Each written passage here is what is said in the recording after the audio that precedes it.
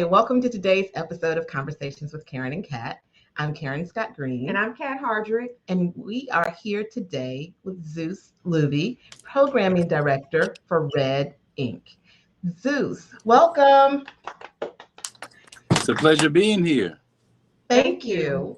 And just for a little background, we met Zeus, Kat and I met Zeus at a program that the Gwinnett County District Attorney was putting on because Red is involved with the District Attorney and is running a program to help stop recidivism amongst young folks who come before the judicial system in Gwinnett County. Mm-hmm. So Zeus, tell us a little bit about your background, about Red, how you became involved with Red. So the floor is yours. So Red has been quite the journey. We formed the organization in 2015. We officially launched in 2016. And it was formed by myself and David Windicher. We both have experience in the criminal justice system. Both had equal passion for helping young people who have gotten into a little bit of legal trouble, who deserve a second chance. Things that we didn't have access to, opportunities that we didn't have when we were younger, that we wished we'd had. So we endeavored to create something like that for others, using our knowledge that we, earned the hard way by going through the system. So for me, my experience was when I was 18 years old, I was hit with a felony conviction due to a clerical error. Like a mere oversight. And that clerical error turned me into a convicted felon for nearly 7 years of my life. Wow. And it completely derailed my trajectory. And a lot of people don't really understand the limitations that come with being a convicted felon. You can't vote. You don't qualify for most jobs. You can't get into most colleges or universities. You don't qualify for a lot of loans. You can't rent a house, an apartment, condo. So you can't rent. Yes, you can't rent. A lot of people don't know that, but if you've had a felony conviction within the last 10 years, a lot of apartment complexes will not rent to you, and you definitely cannot live in subsidized housing. And so you were 18. So for 7 years, you were unable to find housing, vote. Are you kidding me? No. Look, so I have a friend. How you supposed to get yourself together? I'm sorry. Exactly. I'm pissed. I'm sorry. Exactly. That's terrible. Well, that's the issue. That's the issue with the system. And you don't know that there are these fractures, cracks, flaws in the system until you are inside the system in some way. Either you work for the system or you are consumed by the system, and then you get a chance to experience it and see it up close. I have a good friend of mine. He's a multimillionaire, very successful guy. He did some time in prison. He got out, and this was over 20 years ago. Like his life has been great. He's married and had kids. So he'd gone through a divorce. He let his wife keep the house. He was like, you keep the house. I'm going to go grab an apartment until I find a home.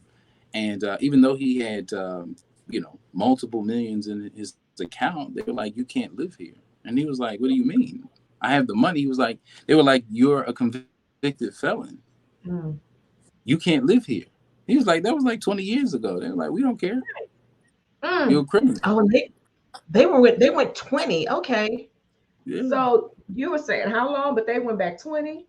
Yeah, because I know, like with my clients, because I represent parents whose children have been taken away, dealing with defects, and housing is often an issue. And so when they're trying to go, they've done everything else in their case plan and they can't find housing. As a matter of fact, I got a client right now who I've been texting back and forth with. I'm connecting him with this program that does expungements, because that's the only way that he's going to. He has an application in for housing in the county that he lives in, and they called him just the other day to tell him, "Oh, we looked at your background. You can't get into housing." So yeah, he can't get into housing, and that's the last thing that he has on his case plan to get his kids back. So how in the world are you supposed to one live and then two meet the requirements for you to get like that's a huge barrier. So what are we doing? So in his case, I'm connecting him with an organization here in Atlanta that helps people do Remove that. expungement. Okay. Um, Expunge. Is that expensive? if you do it on your, It can be. if you have to hire an attorney, but this is a group of pro bono attorneys who are Okay. doing it. But not every they're selective about which cases they take to. Exactly. Because So all cases don't qualify for expungements. mhm. Sometimes you just have to have those charges on you for life, and they will But restrict you for life. but yours was a mistake. Yeah, it was. It was. And I was able to get it expunged, but the deeper issue with my experience was I had all my documentation to show where the mistake was made, to show specifically what judge, what district attorney made the mistake. I had the documentation. I wrote a Why did it take letter you 7 years? because the system doesn't care. So I gathered this documentation. I went back to the attorney who missed it because they didn't do their job properly. They missed this was, they told me everything was fine and it wasn't. Mhm. And so I went back to them and said, hey, you missed this. I need help. And they were like, well, my apologies. Um, Mm. how much money do you have? And I was like, I don't have any money. I've been struggling because of this felony, because it took me years to find out that it was even on my record. I was Yeah. I was being restricted. I'm applying for jobs. I'm not getting the jobs. I know I'm qualified, and I'm suffering because my money is drying up. I can't earn anything, and then I find out it was this. So the Mm. attorney wouldn't help me without money. I didn't have money to pay him. So I wrote a letter to the judge and the district attorney who were involved in the mistake. No response. So I went to go see them in person with my packet of documentation. I ran into the district attorney and I was explaining my situation, and she said she couldn't help me. And when I persisted, she threatened to have me arrested if I didn't leave Mm. the premises. So my next step was to write letters to my local politicians with the Mhm. documentation. Never heard anything back from anybody. Um, and then I went to another attorney, scraped together a little bit of money between myself and my family, and presented it to the attorney, all the documentation.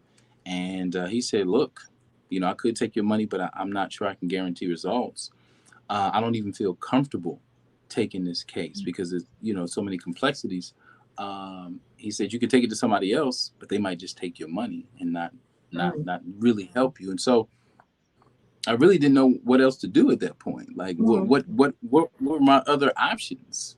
I employed as many different reasonable ways to fix the situation as possible. And so when those efforts didn't work, I just went out and tried to get whatever low paying job I cobbled together a stream of income because Mhm. I found out I was a convicted felon shortly after I found out I was about to be a father. So Oh. I was trying to raise my daughter in a stable environment, Mhm. financially stable environment, with this felony conviction that I couldn't shake. And so I've operated in over 30 different professional capacities, just trying to make ends meet, grabbing this job. Like I might have 4 jobs at one time that I'm working 7 days a Mhm. week, just to keep the bills paid, the lights on, food in the refrigerator. So it made life incredibly difficult, incredibly Mhm. difficult. And a lot of people really have no idea how difficult it is to be a convicted felon. Mhm. Whether you served your time, you paid your debt to society, you come out, you're ready to start over, you can't. It's really Mhm. difficult because there's only certain jobs that will allow you to work for them with a felony. Waffle House. That's why you see so many people Yeah. at Waffle House from the bottom because you can get into Mhm. construction if you can handle it, if you can find a decent job, but it's extremely limiting. Yeah. Is it? Do you mind sharing what district or what state this took place This was in in? Georgia, DeKalb County. Mm. Yeah. Mm. Mm. And so when we launched our program, um, it was, poetic that we started in DeKalb County because that is the county where I suffered. That Mhm. changed the course of my life. Yeah. And so Red was born, and Red stands Yes. for Yes. Rehabilitation enables dreams, Say that one and more time. rehabilitation enables dreams. Okay. Rehabilitation Enables Dreams, That's beautiful. RED, Red. Mm-hmm. Mm-hmm. Right. And so red is a fix.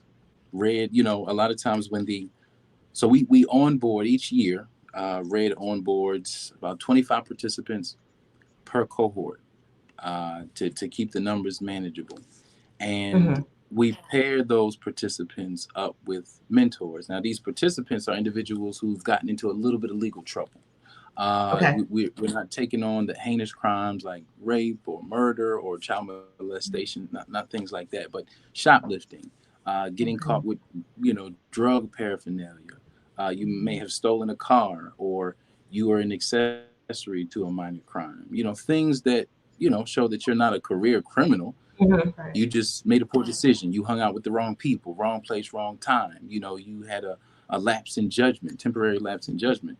So we onboard individuals like that with crimes of that nature, ages Okay. 17 to 28.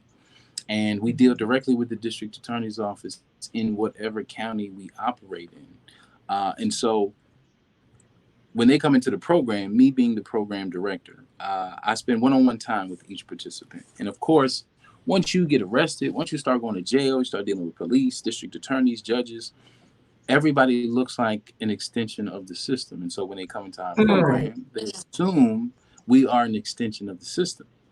And so we spend our time during orientation and during the one-on-one conversations, making them understand that red is not an extension of the system. Red is a cure for the system. That's Red Oh, I right. serves a love that. That's purpose right. within the system. And so during orientation, I share my story.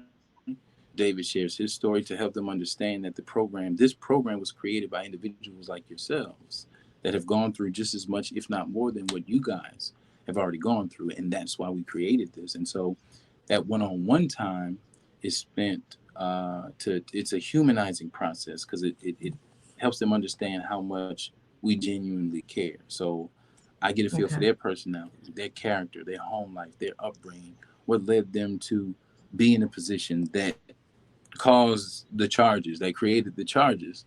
And then, of course, I share my background and the different things that I've gone through in more detail. And it creates a foundational bond, relatability and trust. Because when they You trust have the to gain their program, trust. because they see that exactly, that's critical. Because if you don't gain the trust, then they won't be open to what you're trying to pour into them, the wisdom, the knowledge, the education, the opportunities. So that has to be established on the front end. And that's what that one-on-one is for. And Mm-hmm. once that's done, then I spend one-on-one time with all potential mentors. I interview everybody, get a feel for their personality, character. I like to delve into their intentions. Why do you want to be a part of this program? Okay. This is not for publicity. Don't come over here for photo ops. Don't come over here Mm. Hello. for political expediency. None of that. You're here for the right reasons. It has to be pure, or you can't be a part of it because I'm very Yeah. protective of our program participants. And so And once I develop those, your participants probably could pick up on that fakeness too, and then that will make them withdraw probably and not really, be open with their own experience. exactly. If anybody in the organization, any of the mentors are inauthentic, they can pick up on that and they will shut down and close themselves off Mm. emotionally.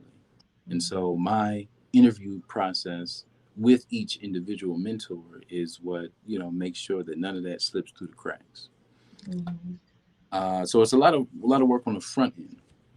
And so once I have those mutual profile lists, I pair the mentors up with the mentees to try to create a synergistic, relatable relationship because it's a 12-month program.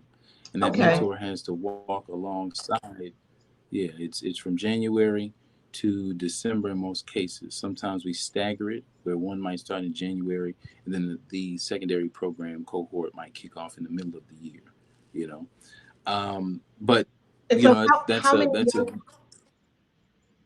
how good. many participants are in each cohort and what counties are you in? So there are 25 participants in each cohort, Okay. which leads to 25 mentors. So it's a, managing 50 people with different Mm, personalities. It's a good bit of work, which is why we keep the cohorts at 25 so it can yeah. be manageable. So we operate in DeKalb, we operate in Gwinnett at present, and Okay. we have our sites set on Cobb, Muskogee, Chatham. So we're Mhm. in talks for expansion. You know what I mean? So that during that 12 months, each month the participants have access to a very robust multidimensional digital curriculum. Mm, So that digital curriculum entails emotional intelligence, health and wellness mm, to help them understand the mind body connection. The emotional mhm. intelligence helps them understand why they make the decisions they make and how to make better decisions in the moment. And they have 2 months of intelligence because that's so critically important. Mhm. There's also a module that educates them on their civil rights, so they know what the Yeah, cops can and can't do, what they can and can't do when dealing with cops. So it helps that's keeps the important. interactions Very safer. Yeah, it prevents them from being railroaded.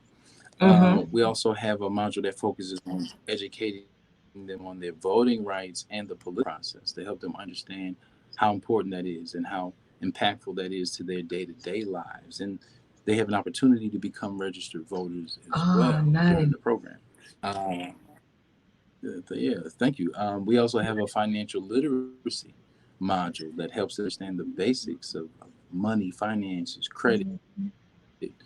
They have an opportunity to open up if they don't already have one. We also have a career readiness module that helps them understand how to interview, Mhm. how to create, proper headshots, professional headshots, helps them learn how to create proper resumes and fill out applications, how to dress for interviews, so forth and so on. Mm, So it's extremely robust.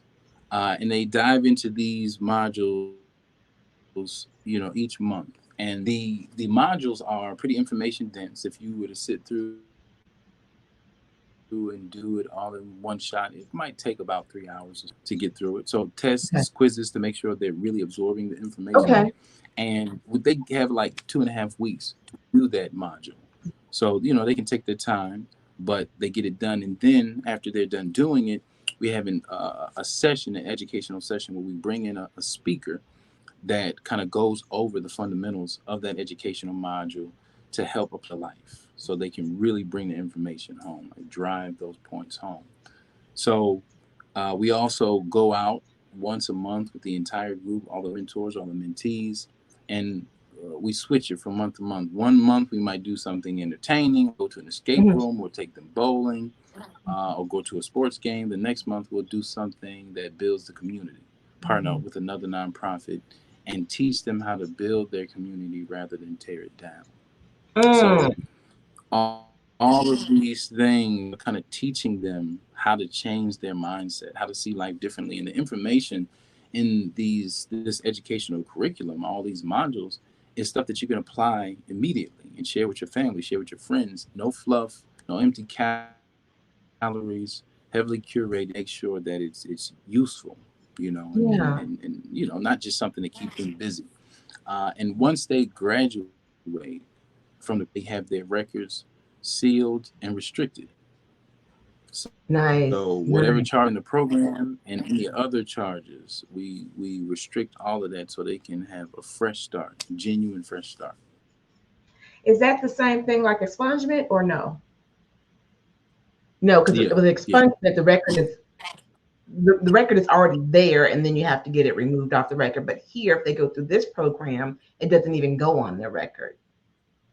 Or So, Well, yeah, the initiatives that got them in the program, those charges are, cleared and sealed. That's gone. But if they have other charges that preceded the charges that landed them in the program, them in our program, we close as well.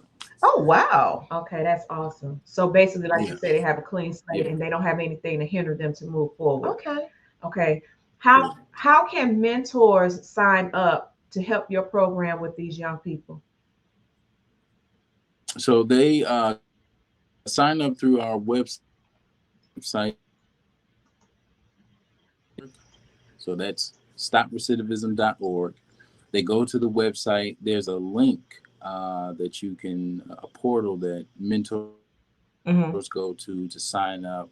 A little bit of background information, contact information, so that we can see what experience they have and their why to be a mentor for Red. Okay.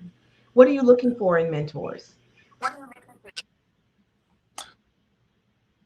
So looking for individuals who are patient, individuals who have a heart for second chances, who don't see young people who have gotten arrested as criminals. You know, they don't see them as throwaways. Nobody that's trying to come in and be anybody's mother. We don't need anybody trying to be parents, drill sergeants, probation officers, correctional officers, wardens. None of that. You're not coming to lord over anybody or inject your religiosity or your political leanings into anybody. You're coming to support. That's the patience to come and support somebody who genuinely deserves a second chance. Because we've already vetted each individual participant. We go through their case files. It's incumbent upon me to really try to glean who's ready for this program, who's ready for this opportunity, because these are precious spots, at present. So once I thoroughly vet them to determine whether or not they're good. So we don't need mentors coming in to try to determine if they're worthy or not. That's already been, so we need people that are willing to come in, support, be patient. Now for the mentors, they attend virtual mentor training at the end of each month, and that's hosted by me. Based on my And experience as a coach, as a full custody father. how long is that training? The training goes for the duration of the program. It's each month they attend, and I go over the fundamentals of I help give them guide points, the what to do, what not to do, and I also open up the forum for them to discuss their relationship, their individual relationships with their mentees. They can pose any questions, and we can talk about concerns. If they need to get some clarification on any particular issue, those sessions are for that. And I always encourage them to, pose during pose those questions during the mentor training sessions, because other mentors may either be going through the same thing, Mhm. or they may go through the same thing, in the near future with their mentees. So that's good. It sounds like you hold their hands, and so it sounds like you support the mentors throughout the entire program so that they get the equal support that Hmm. they're putting and giving forward to the members in the program, the mentees. So, do you do background checks for the mentors as well? Yes, we do. We make sure every mentor is thoroughly vetted. Awesome. I want to go back to the curriculum. It sounds very Mhm. thorough. Did you model it after another program? Mhm. Did you did somebody help you write it to put it together? Because the fact that you're encompassing social emotional learning, we're having a hard time getting schools to even incorporate that In day into to into day. the day to day. Mhm. So the fact that you're doing this for this group that's 18 to 20, 17 to 20. 17 to 28 is phenomenal. So who helped you write the curriculum, or did you just come up with this on your own? No, no, no. We have a long list of professionals in these different spaces that have contributed their knowledge and their expertise to each of these individuals. modules. So the emotional intelligence module that was built and developed by an expert in that space, the health and the wellness that was built and developed by somebody, a professional, an expert in that space. And so that's how all of these modules were created. So it's taken us a few years to develop that educational curriculum, and it's grown over time, become more robust, more detailed. It's had different iterations, but it's an evolutionary process. And it's one that's real time, real life experiences, and that's what's really important. And it you clearly see how you and your partners and everyone involved poured into your own, you touched into your own life, and you can see how that's playing forward. Not being able to vote, you don't want these young people to have that same barrier. Not being able to find housing, Mm-hmm. you don't want that person. And then the mental, like what kept you positive through all of those barriers of those years trying to get your life together? What kept you positive, staying on the right track, not to go back? And because yours was a mistake, so I shouldn't say go back. You didn't commit a crime. Right. Nobody put that on you.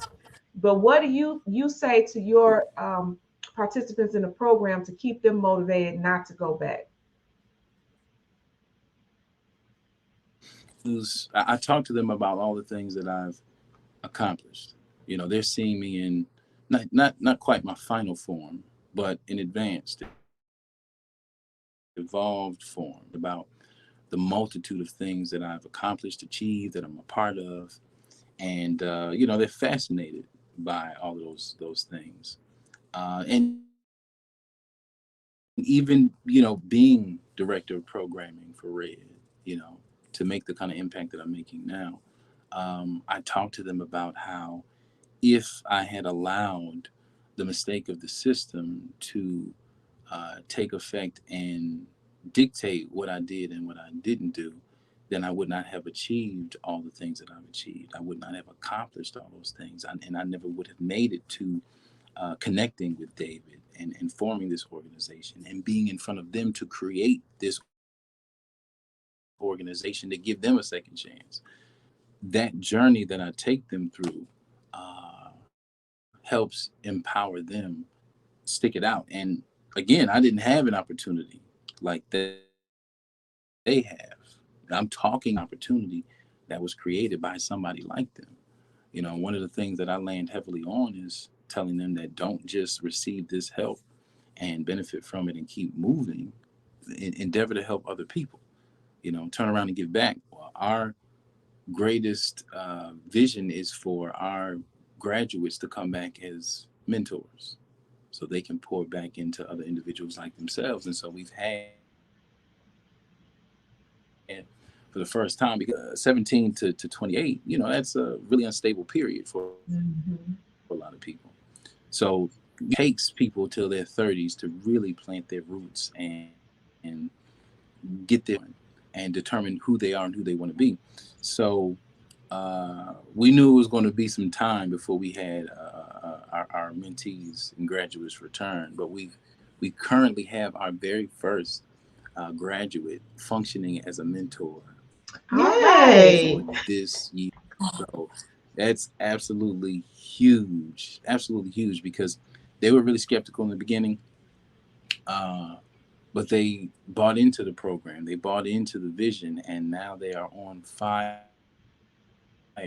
for and they want to be a part of it. And we have other graduates that are ready to come back as soon as they you know get their stability under control. Mm-hmm. They'll be back to pull into the program. So it's amazing. So my perseverance, part of it was my daughter, you know, seeing that I couldn't give up because I had her. Like I said, I found out about my felony conviction shortly after. So there was no longer an option, not to succeed, not to persevere and push through. I had to for my baby girl. Uh, and so again, now that I've done all these different things, I have these accomplishments. I can use that to motivate our participants, because I'm like, I had no idea I had all these abilities and that I would have all these amazing experiences, so many different fields. You have no idea what you're capable of. You guys are too young to really be able to see that far Absolutely. into the future. And They, they we don't even endeavor know to what they change their don't know. perspective. Mm-hmm. Exactly. Exactly. Mm-hmm. They have no idea. And stand as examples of you really cannot predict how bright your future could be. You have support Mm. here and a wealth of opportunities, a network that they wouldn't have access otherwise. You know. I love your story. I mean, I could just listen to you talk all day. I appreciate you sharing that story and how you said that now someone that was a participant is mentoring. I would love to have that person on the Mm. show to tell their experience and their journey. So we have to bring them back on Karen and Kat, on Conversations with Karen and Okay. Kat, so they can share that story. So please put that out there because we have to do our part as a Yes. village.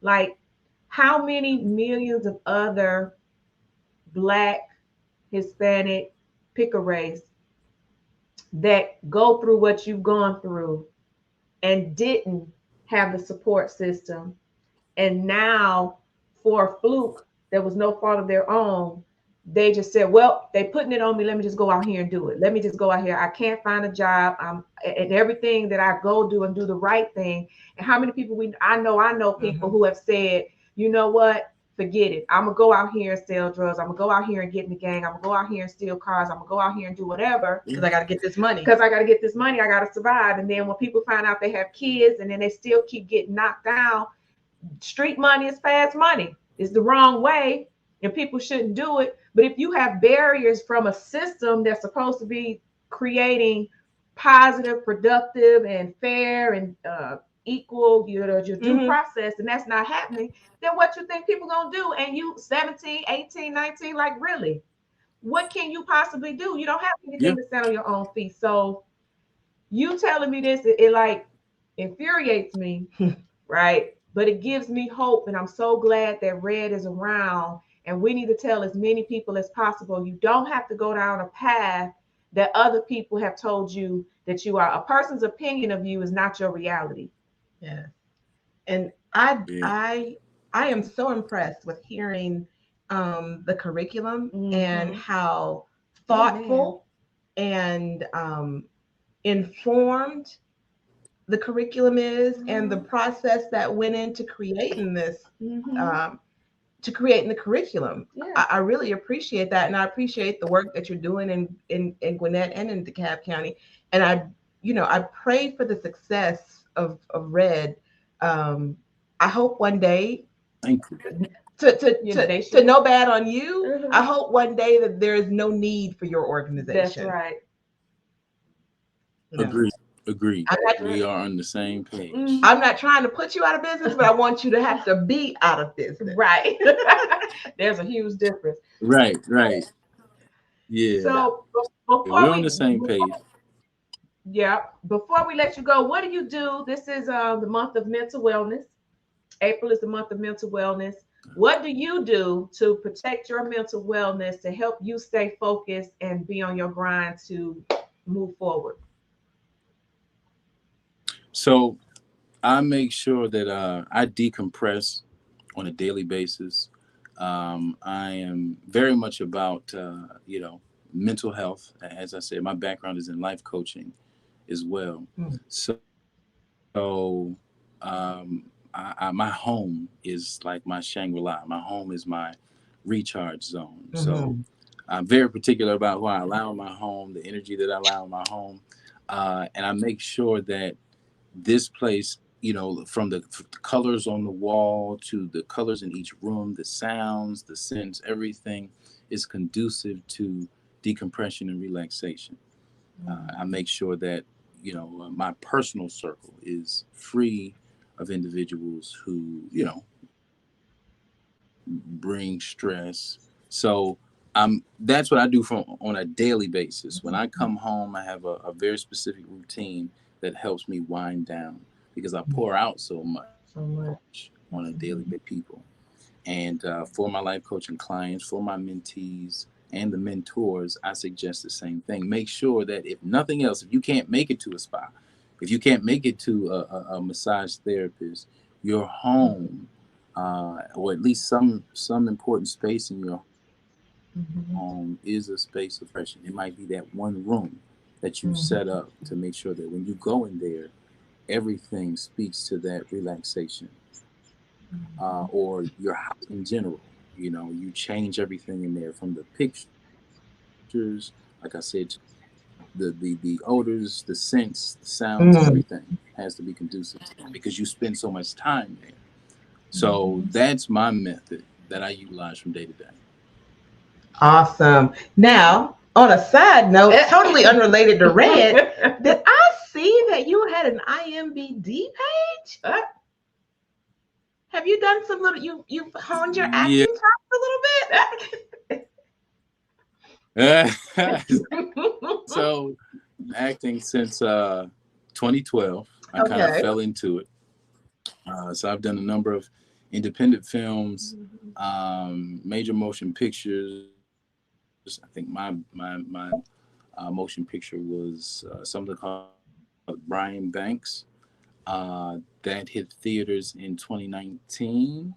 Morgan Freeman was in it. Aldous Hodge was the lead. Aldous Hodge played Hawkman in Black Adam, the Okay. most recent Dwayne Johnson superhero film. Mhm. Uh, Fantastic experience. I've done commercials. I've been on, different series. I saw you. I'm doing, yeah, yeah, Country Wayne skits. That's been the most recent this thing. For those who are familiar with Country Wayne, We he are. has Mhm. a great dramedy, skit series that runs. So, yeah, it's one of my passions, something that I love, and it's something that I share with the participants in the program. Near the end, I'll show them some of my work, some of my content, and they always flip out. Yeah.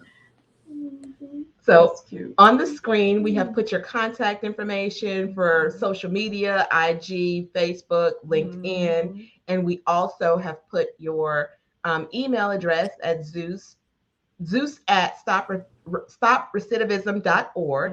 And they Mhm. can also reach out to the organization, RED, at stoprecidivism.org. But on another side, if you want brother in your film, you can Right. reach out to him on IG or True. Facebook.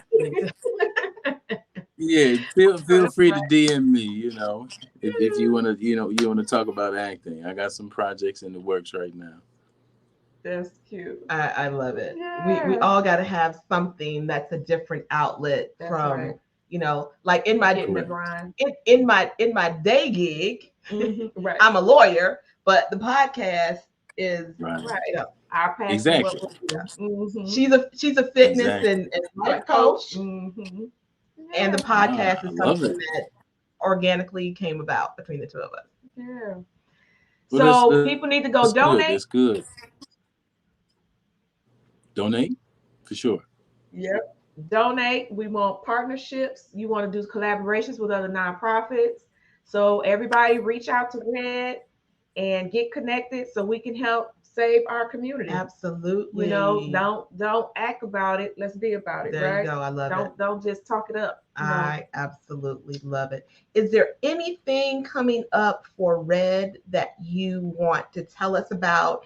Any programs Mhm. or New any? cohorts and next class. How can people sign up? Where we need to go? What we need to do? Mentors. So we have some exciting things that are coming, and we'll keep the public posted on it. But we have a partnership, a relationship with the Atlanta Falcons and the NFL. We received an award from them late last year. Honoring our service and our work in the community, what we do is Mhm. Red. Mhm. From that partnership, they want to do some things with us. So we're working to organize some events for them to be involved in. So we have some things coming. We'll share more details on the Okay. website and on our social pages as those opportunities present themselves for the community to get involved in. come out and join us for some festivities. Awesome. Be on the lookout for that. I appreciate you. I really appreciate you guys. This platform that you have, that you've created, that you're using for positive means to enhance the community and bring awareness to causes like mine and other noteworthy causes that are really trying to pick up positive momentum amongst our young people and other issues that are prevalent in the community. So thank you. Thank you both. Thank you. And we receive that. Yes. Yes. So thank you for joining us on this episode of Conversations with Karen and Kat, where we are impacting the world one conversation at a time.